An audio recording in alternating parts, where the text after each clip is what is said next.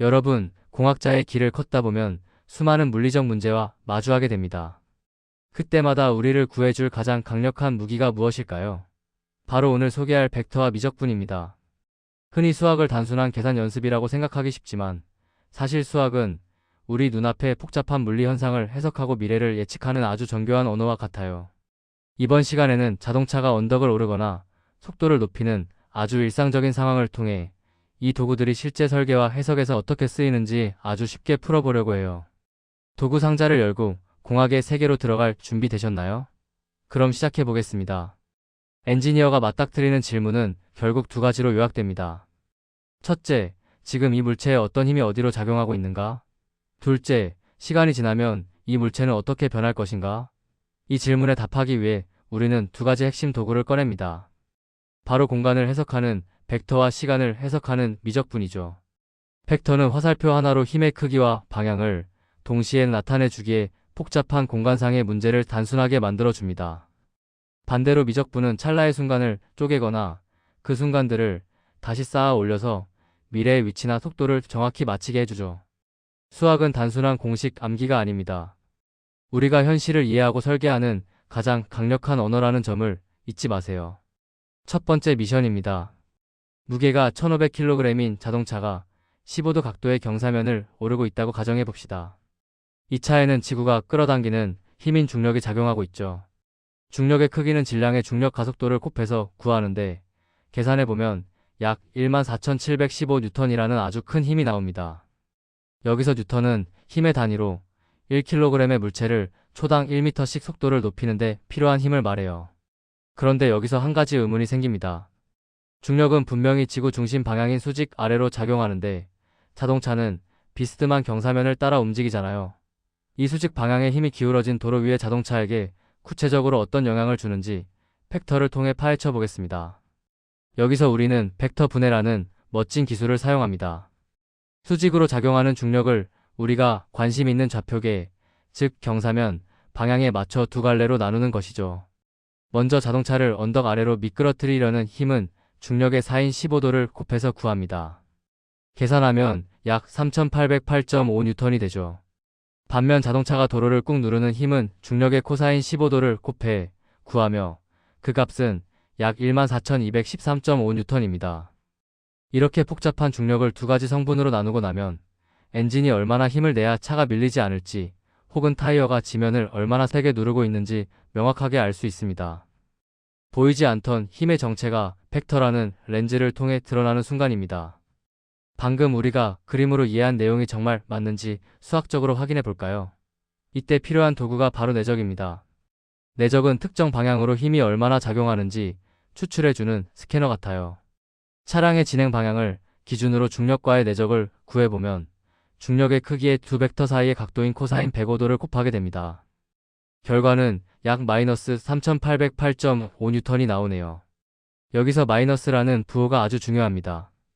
이 힘이 차량이 나아가려는 방향과 정반대인 언덕 아래쪽으로 작용하고 있다는 것을 수학적으로 증명해 주기 때문이죠. 직관적인 그림과 엄밀한 대수학이 완벽하게 일치하는 것을 보니 정말 짜릿하지 않나요? 검증을 여기서 멈추면 공학자가 아니죠. 이번엔 피타고라스의 정리를 꺼내봅시다. 우리가 나눈 두 개의 힘, 즉 미끄러지는 힘과 누르는 힘을 각각 제곱해서 더한 뒤 루트를 씌우면 원래의 중력이 나와야 합니다. 실제로 계산해보면 3808.5의 제곱과 14,213.5의 제곱을 합한 값은 원래 중력인 14,715의 제곱과 거의 일치합니다. 오차율이 0.001% 이내이니 사실상 완벽하게 일치한다고 볼 수 있죠. 이렇게 벡터 분해와 합성은 물리적인 현상을 왜곡하지 않고 우리가 보기 편한 방식으로 재해석할 수 있게 해줍니다. 이제 공간상의 힘을 해석하는 방법은 확실히 마스터하신 것 같네요. 이제 조금 더 역동적인 상황을 볼까요? 자동차가 초속 20m의 속도로 반지름이 50m인 둥근 언덕 정상을 지나고 있습니다. 이때 차는 곡선 운동을 함으로 중심 방향으로 당겨지는 구심력이 필요해요. 계산해보면 질량의 속도의 제곱을 곱하고 반지름으로 나누어 약 12,000N이 필요하다는 걸 알 수 있습니다. 이 힘은 중력이 제공하게 되는데 결과적으로 지면이 차를 받쳐주는 수직 항력은 중력에서 이 구심력을 뺀 약 2715N으로 확 줄어듭니다. 평소보다 바닥을 누르는 힘이 20% 수준으로 줄어드니 차가 거의 붕 뜨기 직전인 셈이죠. 과속 방지턱에서 속도를 줄여야 하는 이유, 이제 수학적으로 확실히 이해되시죠? 지금까지 우리는 특정 순간, 특정 공간에서 힘이 어떻게 작용하는지 벡터를 통해 살펴봤습니다. 하지만 실제 공학의 세계는 멈춰 있지 않죠. 이제 관점을 바꿔볼 시간입니다. 힘의 균형을 확인했으니 이제 시간이 흐름에 따라 자동차의 움직임이 어떻게 변해가는지 예측해 보려고 해요. 정지해 있던 차가 가속 페달을 밟았을 때 1초 뒤, 10초 뒤의 모습은 어떨까요? 여기서부터는 공간의 도구인 벡터를 잠시 내려놓고 시간의 변화를 다루는 마법의 도구인 미적분을 꺼내 들어야 합니다. 변화의 파도를 타러 가볼까요? 두 번째 미션은 전기차의 가속 성능을 예측하는 것입니다. 이 차의 질량은 2000kg이고 최고 속도는 초속 30m입니다. 시간에 따른 속도 함수는 30 곱하기 괄호 열고 1 빼기 자연로그의 밑에 마이너스 5분의 t제곱 괄호 닫기라는 복잡한 식으로 주어졌네요. 여기서 5분의 1이라는 숫자는 차의 응답성을 결정하는 시간 상수입니다. 자, 이 식을 보고 우리는 두 가지가 궁금해집니다. 이 차는 언제 가장 시원하게 가속될까요? 그리고 10초 뒤에는 출발점에서 얼마나 멀리가 있을까요? 눈으로는 도저히 알 수 없는 이 질문의 답을 미적분이라는 스캐너로 찾아내 보겠습니다. 속도를 시간으로 미분하면 가속도가 된다는 사실 기억하시죠? 미분은 복잡한 변화를 아주 짧은 순간으로 쪼개서 그 찰나의 기울기를 보는 도구입니다. 앞서 본 속도 함수를 시간 t에 대해 미분해 봅시다. 상수는 미분하면 0이 되고 지수 함수를 미분할 때는 연쇄 법칙을 적용해야 하죠. 차근차근 계산해 보면 최종적으로 가속도 함수는 6.0 곱하기 자연로그의 밑에 마이너스 5분의 t제곱미터 매초 제곱이라는 깔끔한 식이 나옵니다. 여기서 단위인 미터 매초 제곱은 1초마다 속도가 얼마나 변하는지를 나타내요. 이제 우리는 어느 시점에서든 이 차가 얼마나 힘차게 튀어나가는지 숫자로 말할 수 있게 되었습니다. 구해진 가속도 함수를 해석해 봅시다. 출발 직후인 시간 t가 0일 때 가속도를 계산해 보면 초당 6.0m 매초 제곱이 나옵니다. 이때가 가장 큰 힘을 내는 순간이죠. 하지만 5초만 지나도 가속도는 약 2.207m 매초 제곱으로 뚝 떨어집니다. 최대치의 약 37% 수준이죠. 이것이 전기차의 특징입니다. 밟는 순간 최대 토크를 뿜어내며 엄청난 가속감을 주지만 속도가 붙을수록 그 기세가 꺾이는 양상을 수학이 정확히 보여주고 있어요. 아, 이 차는 초반 가속이 좋구나라는 막연한 느낌을 초반 가속도가 6.0이다라는 정확한 데이터로 바꾸는 것, 이것이 공학적 사고의 시작입니다. 가속도를 알았으니 이제 이동 거리를 구해볼까요? 이번엔 미분과 반대로 찰나의 속도들을 차곡차곡 쌓아 올려야 합니다. 바로 적분이 등장할 차례죠. 속도 함수를 시간에 대해 적분하면 이동거리 함수인 st를 구할 수 있습니다.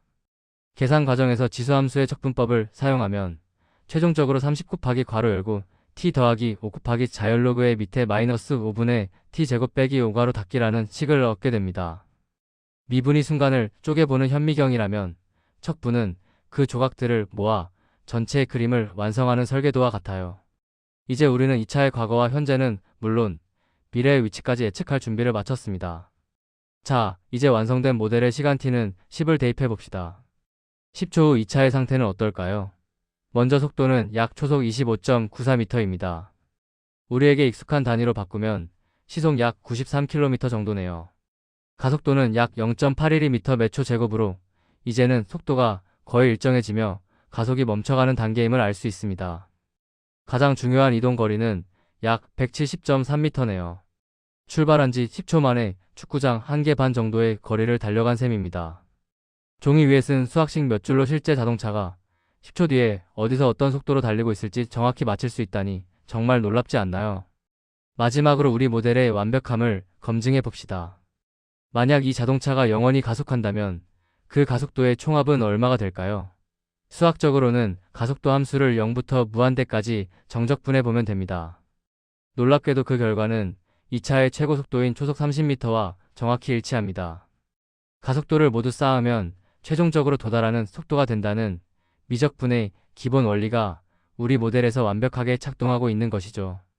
이런 검증 과정을 통해 공학자는 자신이 설계한 수식과 모델에 확신을 갖게 됩니다. 논리적인 빈틈이 없는 수학의 세계, 이것이 바로 우리가 공학에서 수학을 사용하는 이유입니다. 오늘 우리는 공학자의 도구 상자에서 가장 중요한 두 가지를 살펴보았습니다. 첫째는 벡터입니다. 벡터는 힘을 나누고 방향을 검증하여 우리가 살고 있는 2, 3차원 공간을 명쾌하게 해석하게 해줍니다. 둘째는 미적분입니다. 미적분은 변화를 쪼개고 흐름을 쌓아서 시간이 흐름에 따라 세상이 어떻게 변할지 예측하게 해주죠. 결국 공학이란 이 도구들을 적절히 꺼내어 복잡한 세상을 단순하고 안전하게 설계하는 과정입니다. 여러분의 도구 상자에는 지금 무엇이 들어있나요? 이 도구들을 능숙하게 다룰 줄 알게 된다면 여러분은 세상을 바꾸는 진짜 엔지니어가 될 것입니다. 복잡해 보이는 세상의 현상들도 적절한 수학적 도구를 사용하면 아주 단순하고 명쾌한 원리로 설명됩니다. 오늘 함께 본 자동차의 사례처럼 수학은 우리 곁에 늘 살아 숨쉬고 있어요. 어렵게만 느껴졌던 공식들이 이제는 세상을 더 밝게 보여주는 투명한 렌즈처럼 느껴지시길 바랍니다. 이제 여러분만의 도구 상자를 들고 더 넓은 공학의 세계로 나아갈 준비가 되셨나요? 여러분의 빛나는 도전을 응원합니다. 지금까지 공학자의 도구 상자 이야기였습니다. 시청해주셔서 감사합니다.